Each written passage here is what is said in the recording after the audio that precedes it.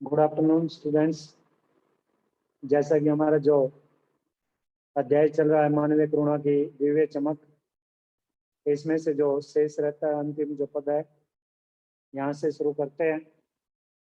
मैं नहीं जानता इस सन्यासी ने कभी सोचा था या नहीं कि उसकी मृत्यु पर कोई रोएगा, लेकिन उस क्षण रोने वालों की कमी नहीं थी। नम आंखों को गिनना स्याही फैलाना है। स्याही फैलाना का मतलब है बेकार में लिखने की कोशिश करना, ठीक है। लिखने की व्यर्थ की कोशिश करना या बेकार में लिखने की कोशिश करना।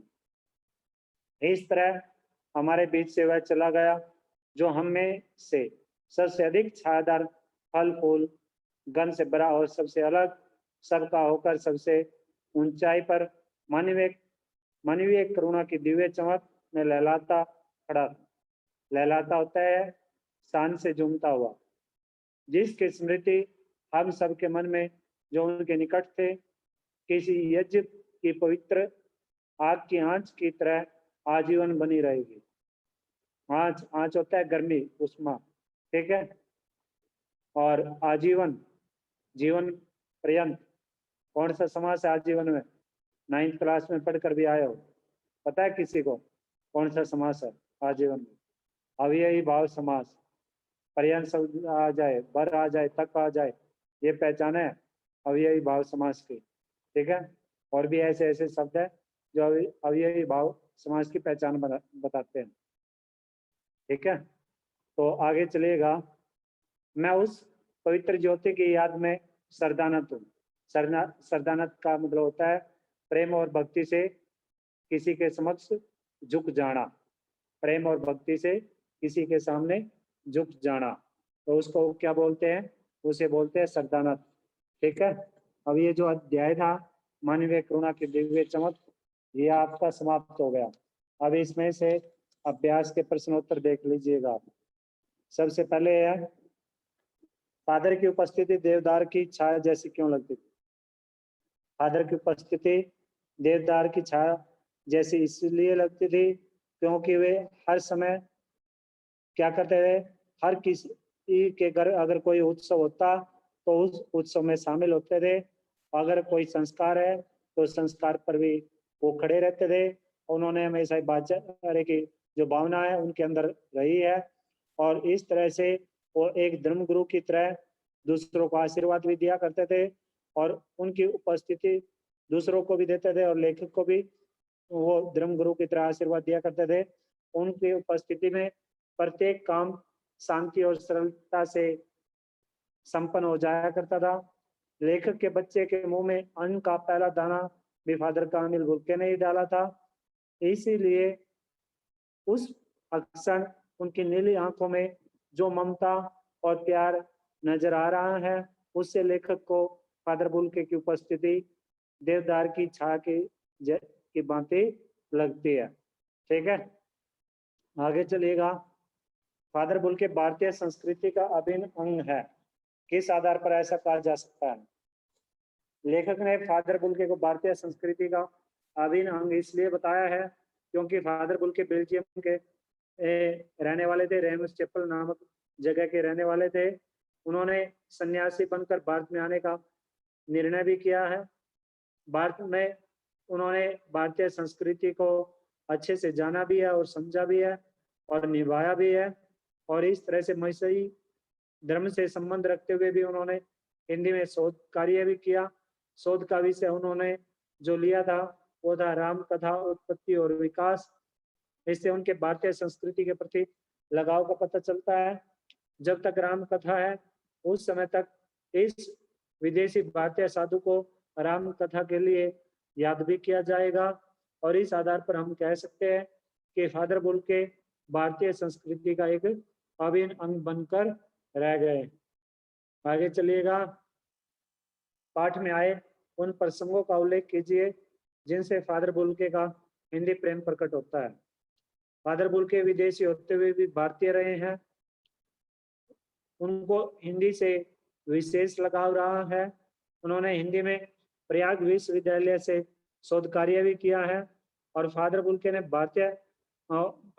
ने भारत तिलक के प्रसिद्ध नाटक ब्लू बर्ड का हिंदी में रूपांतर भी किया, नील पंछी नाम से हिंदी में उन्होंने रूपांतर भी किया है। और उन्होंने मसीही धर्म की धार्मिक पुस्तक बाइबल का भी हिंदी में अनुवाद किया। उन्होंने अपना प्रसिद्ध अंग्रेजी हिंदी शब्दकोश भी तैयार किया। उनके शोध राम कथा, उत्पत्ति और विकास के कुछ अध्याय परिमल में भी अच्छे से पढ़े गए हैं और इस तरह से उन्होंने परिमल में भी काम किया है। वे सदैव हिंदी भाषा को राष्ट्रभाषा बनाने के लिए चिंता करते रहते थे। इसके लिए वे प्रत्येक मंच पर आवाज भी उठाते रहे हैं और उन्होंने उन लोगों पर झुंझलाहट होते हुए भी देखा है कि जो हिंदी जानते हुए भी हिंदी का प्रयोग नहीं करते थे। इस तरह से हम कह सकते हैं कि फादर बुल्के का हिंदी के प्रति विशेष लगाव और प्रेम रहा है। ठीक है, आगे चलिएगा। इस पाठ के आधार पर फादर कामिल बुल्के की जो छवि उभर कर सामने आई है उसे अपने शब्दों में लिखिए। फादर कामिल बुल्के एक ऐसा नाम है जो विदेशी होते हुए भी भारतीय है। उन्होंने अपने जीवन के 73 वर्ष में से 47 वर्ष भारत को दिए। ये 2 क्वेश्चन बन जाएंगे।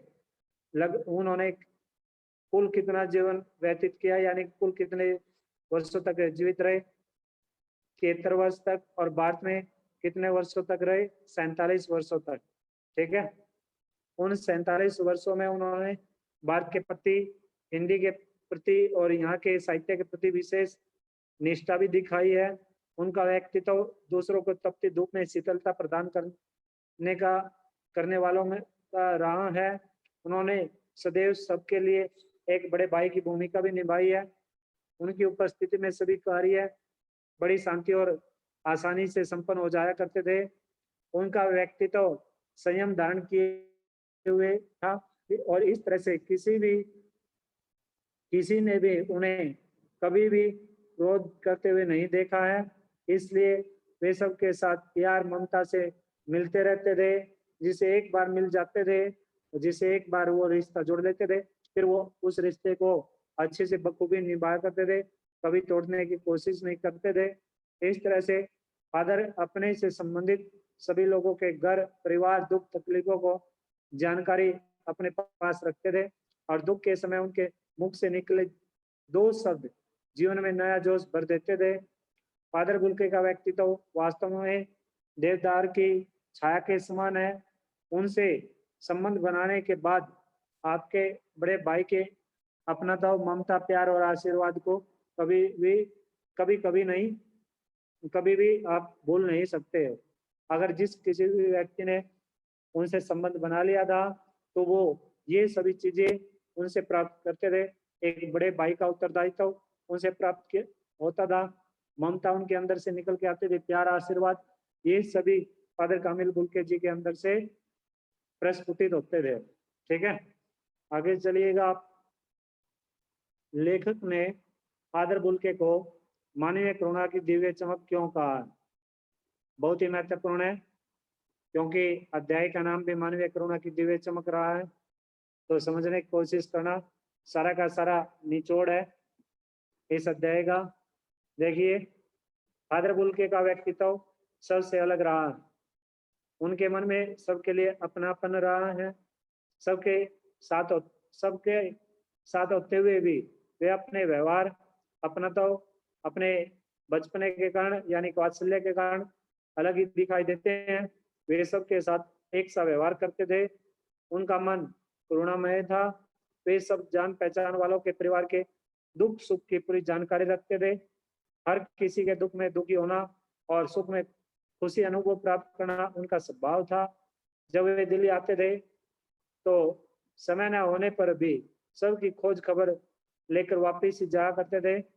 जिससे रिश्ता एक बार वो बना लेते थे फिर वो कभी उससे रिश्ता नहीं तोड़ते थे, बखूबी उसे निभाया करते थे। और उनके व्यक्तित्व की यही बातें उन्हें मानवीय करुणा की दिव्य चमक बनाती थी। ठीक है, आगे चलिएगा।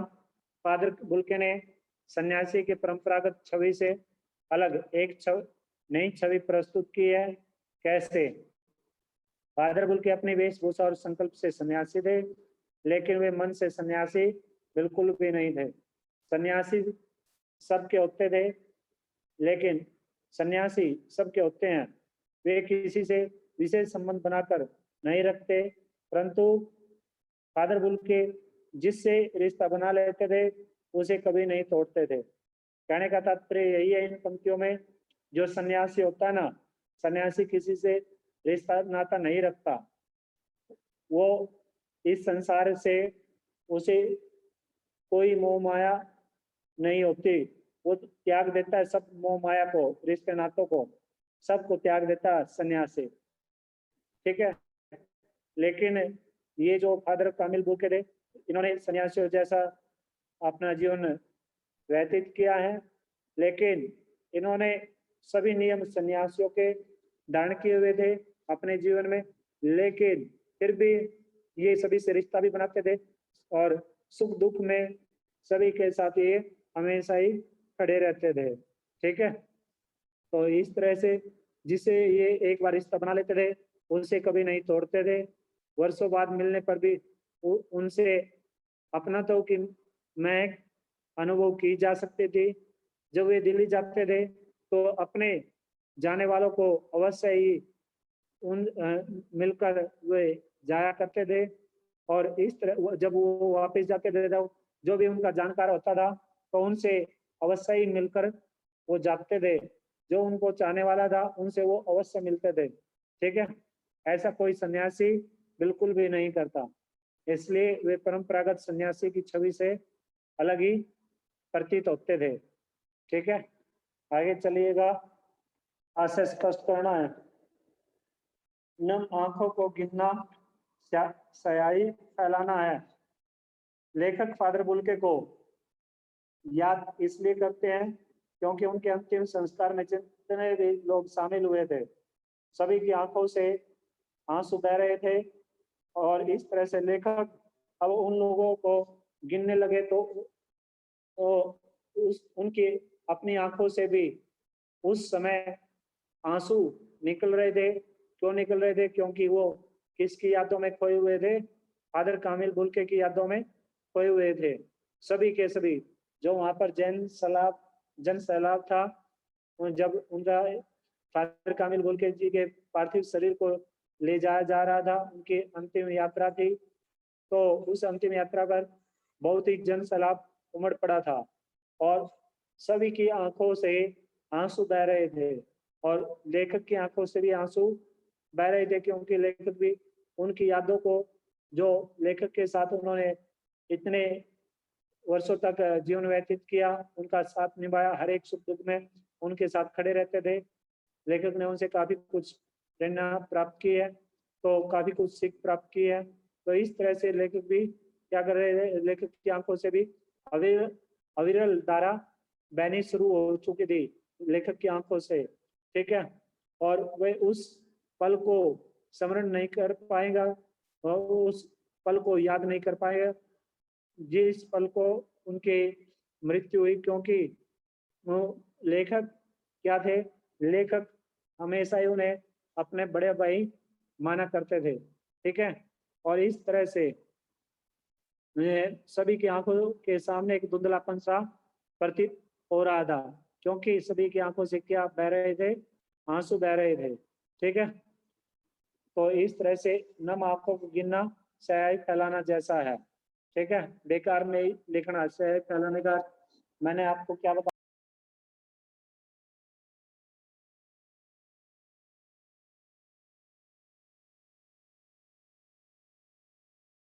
आगे है, फादर को याद करना एक उदार शांत संगीत को सुनने जैसा है। ये बहुत ही महत्वपूर्ण पंक्तियां हैं इस अध्याय से। लेखक के फादर बुल्के से बहुत ही गहरे संबंध रहे हैं, और फादर बुल्के से मिलना, बात करना उन्हें बहुत ही अच्छा लगता था, इसलिए उनके हर दुख सुख में उसका साथ निभाना, वो उनका साथ निभाया करते थे। इसलिए लेखक को लगता है कि फादर बुल्के को याद करना उनके लिए एकांत में एक उदास संगीत सुनने जैसा है, जो अशांत मन को भी शांति प्रदान कर देता है। उदास मन में भी खुशी ला देता है। ठीक है, इसलिए फादर ने सदैव उनके अशांत मन को शांति प्रदान की है। किनके अशांत मन को शांति प्रदान की है? लेखक के। तो आगे चलिएगा, रचना और अभिव्यक्ति से देखिएगा आप।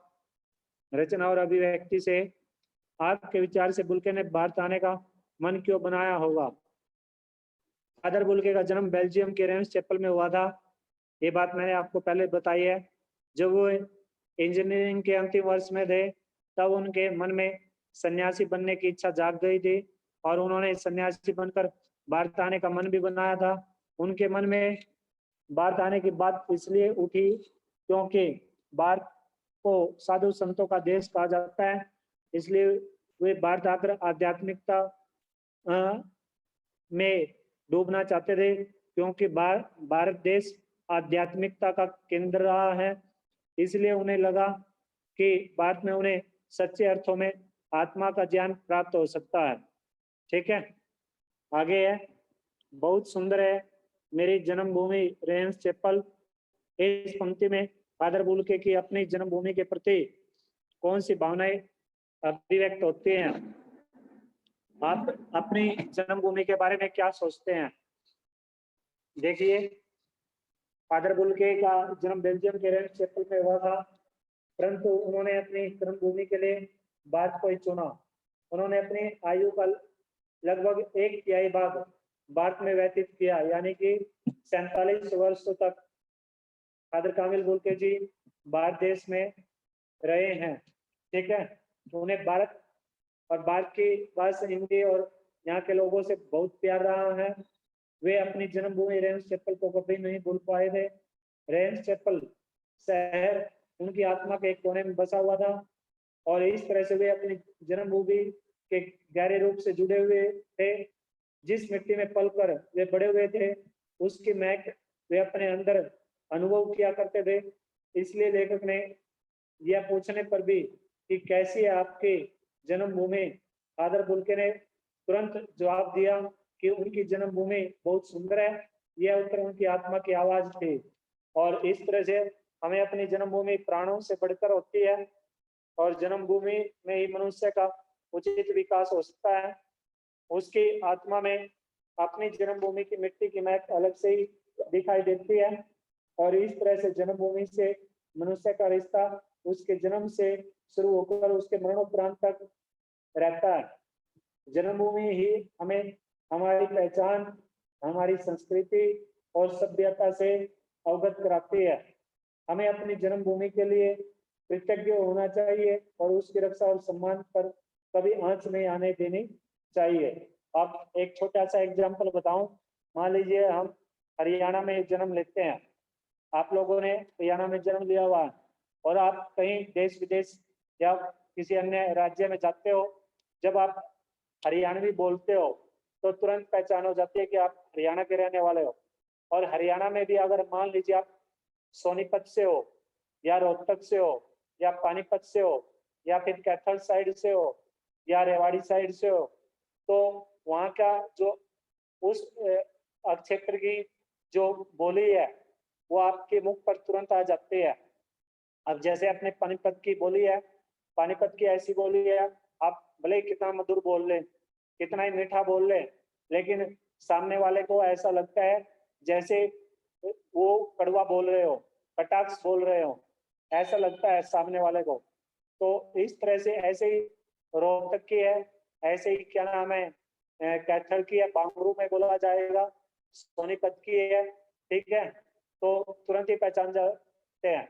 मान लीजिए कोई सोनीपत का व्यक्ति है या रोहतक का या कैथल साइड का रेवाड़ी का है, तो जैसे हमारे से मिलने आता है या हम उनसे मिलने के लिए जाते हैं तो या मिलता है कहीं भी किसी भी कहीं पर भी रास्ते में, तो तुरंत ही अंदाजा लग जाता है कि ये शायद सोनीपत का, उसकी उनकी बोली से ही पता चल जाता है, उनके शब्दों से ही पता चल जाता है कि ये कहाँ का रहने वाला, सोनीपत साइड का रहने वाला या रोहतक साइड का या फिर कैथल साइड का।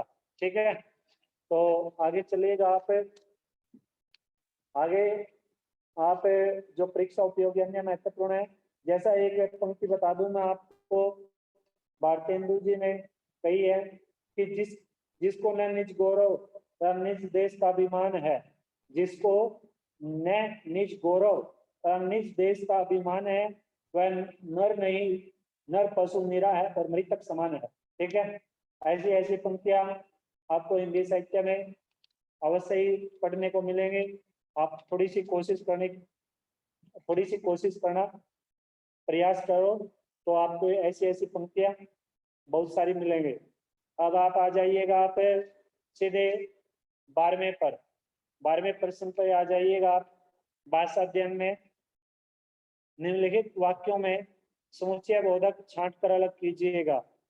अब सबसे पहले तो आपको एक बात बता दूं मैं आपको, ये जो पद परिचय में मैंने आपको 9 प्रकार के बताए हैं संज्ञा, यानी कि अगर पद परिचय की पहचान करेंगे संज्ञा के अनुसार, सर्वनाम के अनुसार, विशेषण के अनुसार, क्रिया के अनुसार, ठीक है, और क्रिया विशेषण के अनुसार, संबंध बोधक के अनुसार, समुच्चय बोधक के अनुसार, और फिर क्या नाम है निपात के अनुसार और विस्मयादि बोधक के अनुसार।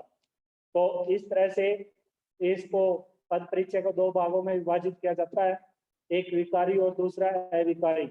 विकारी तो क्या है, विकारी में विकारी जिनमें लिंग वचन काल कारक के अनुसार परिवर्तन किया जा सकता है उन्हें विकारी बोलते हैं।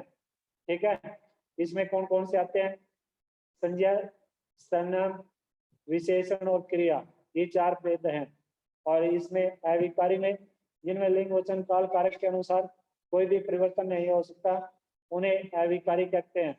इसके 5 भेद हैं, क्रिया विशेषण, संबंध बोधक, समुच्चय बोधक, विस्मयादि बोधक और 5वां है निपात।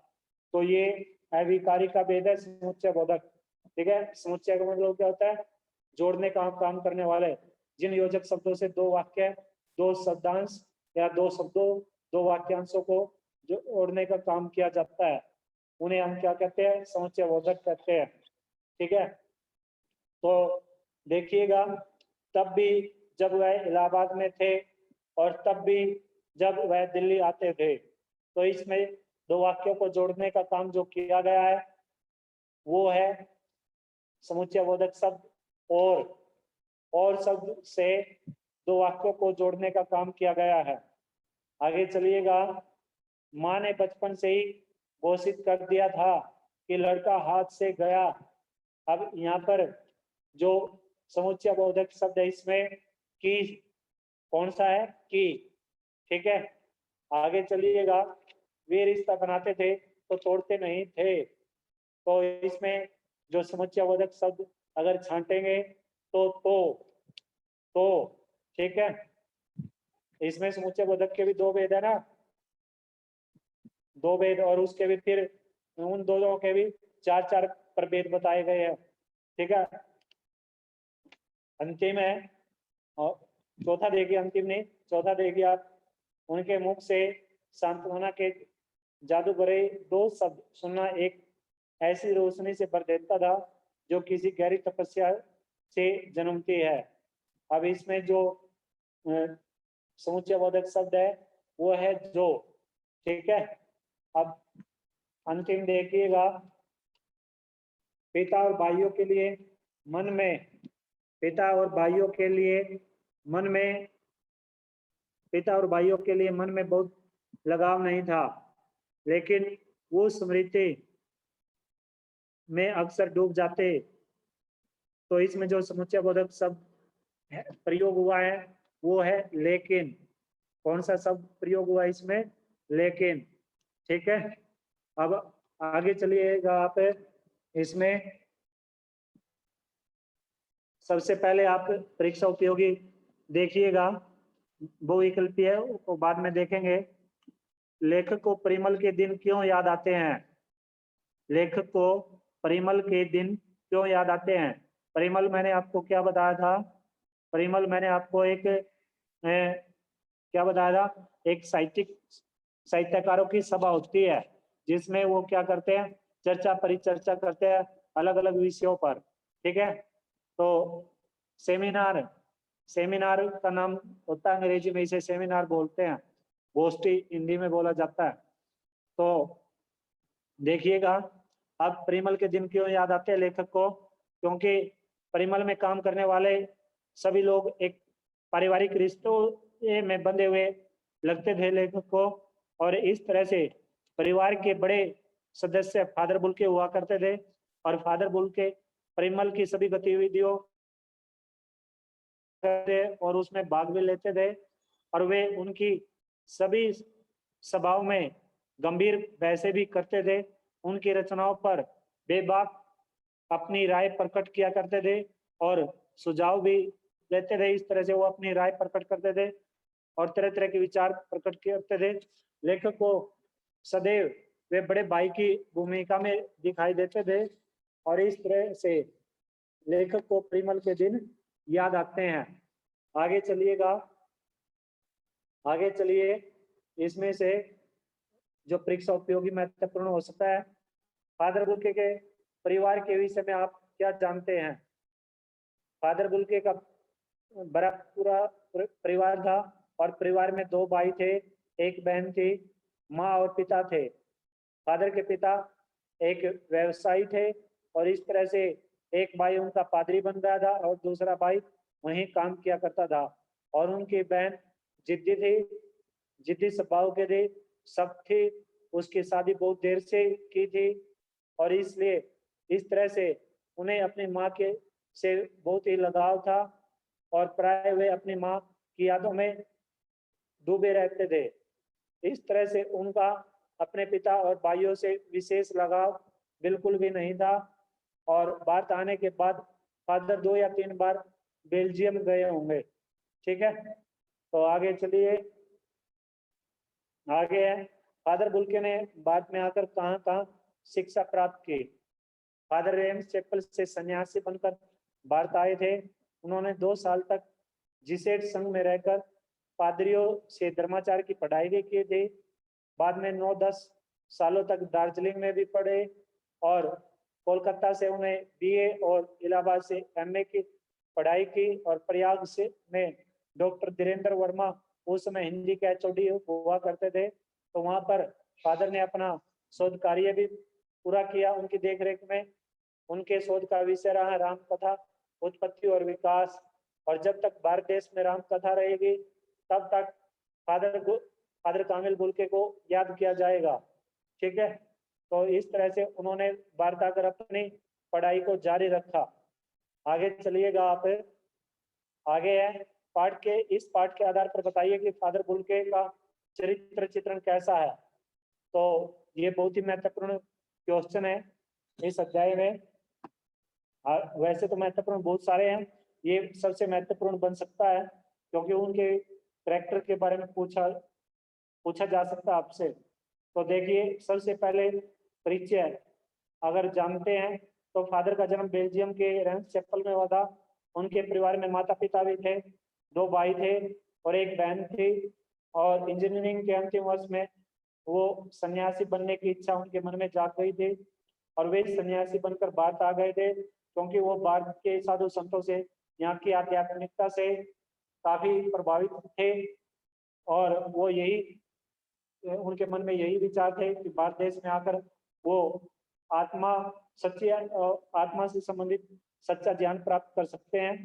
तो उनके जो ये उनका व्यक्तित्व है। अगर शिक्षा के बारे में बात करें तो रेम्स चैपल में जब उन्होंने संन्यास लिया उस समय वे इंजीनियरिंग के अंतिम वर्ष में थे, और भारत आकर उन्होंने कोलकाता से बीए, इलाहाबाद से एमए और प्रयाग विश्वविद्यालय से हिंदी में शोध कार्य किया। डॉक्टर धीरेन्द्र वर्मा उस समय हिंदी विभाग के एचओडी हुआ करते थे। ठीक है, तो उन्होंने जो शोध कार्य किया राम कथा, उत्पत्ति और विकास। अध्यापन कार्य Father Saint Xavier's College Ranchi में हिंदी और संस्कृत विभाग के एचओडी भी रहे हैं। वहां उन्होंने अपना अंग्रेजी हिंदी कोर्स भी लिखा है जो बहुत ही प्रसिद्ध हुआ था। उन्होंने बाइबल का भी हिंदी में अनुवाद किया है। शांत स्वभाव के थे फादर बुल्के, शांत स्वभाव के व्यक्ति थे। उन्हें कभी भी किसी ने क्रोध करते हुए नहीं देखा था। उनका शांत स्वभाव हर किसी को प्रभावित करता है। आगे चलिएगा। ओजस्वी वाणी फादर बुल्के की वाणी ओजस्वी थी, उनके मुख से निकले दो सांत्वना के शब्द अंधेरे जीवन में रोशनी प्रकट कर देते थे। उनके विचार ऐसे होते थे जिन्हें कोई काट नहीं सकता था। बड़े भाई की भूमिका, फादर बुल्के प्रत्येक व्यक्ति के लिए बड़े भाई की भूमिका में दिखाई देते थे। उनकी उपस्थिति में सभी काम शांति और आसानी से संपन्न हो जाया करते थे। उनका वात्सल्य सबके लिए देवदार पेड़ की छाया के समान होता था। परिमल में काम करते समय वहां का वातावरण एक परिवार की तरह होता था, जिसके बड़े सदस्य फादर हुआ करते थे। वे बड़े भाई की तरह सबको सुझाव और राय देते थे। मिलनसार, फादर बुल्के मिलनसार व्यक्ति थे। वे जिससे एक बार रिश्ता बना लेते थे उसे कभी नहीं तोड़ते थे। जब भी वे दिल्ली जाते तो सबसे मिलकर आते थे, चाहे वह मिलना 2 मिनट का ही क्यों ना हो। आगे है हिंदी भाषा के प्रति प्यार। फादर बुल्के एक विदेशी होते हुए भी बहुत अपने थे। उनके अपनेपन का कारण था उनका भारत की संस्कृति और भारतीय भाषा हिंदी से विशेष प्यार। वे हिंदी की राष्ट्र भाषा के रूप में देखना चाहते थे, इसके लिए चिंतित भी रहते थे। उनकी हिंदी भाषा के प्रति चिंता प्रत्येक मंच पर स्पष्ट देखी जा सकती थी। उन्हें उस समय बहुत झुंझलाहट होती थी जब हिंदी वाले होते हुए हिंदी की उपेक्षा किया करते थे। उन्हें हिंदी भाषा और बोलियों से विशेष प्रेम होता था। ठीक है, आगे कष्टदायी मृत्यु। फादर बुल्के शांत स्वभाव के व्यक्ति थे। वे दूसरों के दुख से जल्दी दुखी हो जाया करते थे और सदैव सबको अपने स्वभाव से वो अपनी मिठास उनके अंदर भर देते थे। आज उनकी मृत्यु जहरबाद से हुई है। उन्हें अंतिम समय में बहुत यातना सहन करनी पड़ी थी। उन्होंने अपने जीवन के 47 साल भारत में व्यतीत किए हैं। मृत्यु के समय उनकी आयु 73 वर्ष की थी। 18 अगस्त 1982 को दिल्ली में उनकी मृत्यु हुई थी। फादर बुल्के का व्यक्तित्व तपती धूप में शीतलता प्रदान करने वालों में से एक है, इसलिए लेखक का उनको याद करना एक उदास शांत संगीत सुनने जैसा है। अब आगे चलिए, मानवीय करुणा की दिव्य चमक पाठ का मूल भाव स्पष्ट कीजिएगा। ये भी बहुत महत्वपूर्ण है।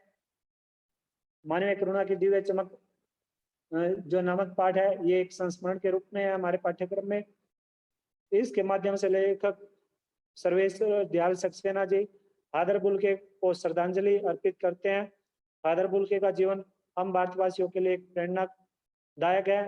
फादर बुल्के विदेशी होते हुए भारत की भाषा और भारत की संस्कृति सभ्यता से गहरा संबंध रखते हैं। उन्होंने सदैव स्वयं को एक भारतीय बताया है। उन्होंने हिंदी को राष्ट्रभाषा बनाने के लिए बहुत बड़ा योगदान भी दिया है। हम लोगों को फादर बुल्के के जीवन में से यही संदेश लेना चाहिए कि जब एक विदेशी अनजान देश अनजान लोगों पर और उसकी लैंग्वेज को अपना बना सकता है, तो हम अपने देश, अपने लोगों और अपनी लैंग्वेज को अपना क्यों नहीं बना सकते। हमें अपने भारतीय होने पर गर्व करना चाहिए और अपने देश और अपनी राष्ट्रभाषा हिंदी के सम्मान की रक्षा के लिए हमेशा ही तैयार रहना चाहिए। तो ये जो प्रश्न थे, ये प्रश्न परीक्षा उपयोगी हो सकते हैं। ये आपके समाप्त हो गए।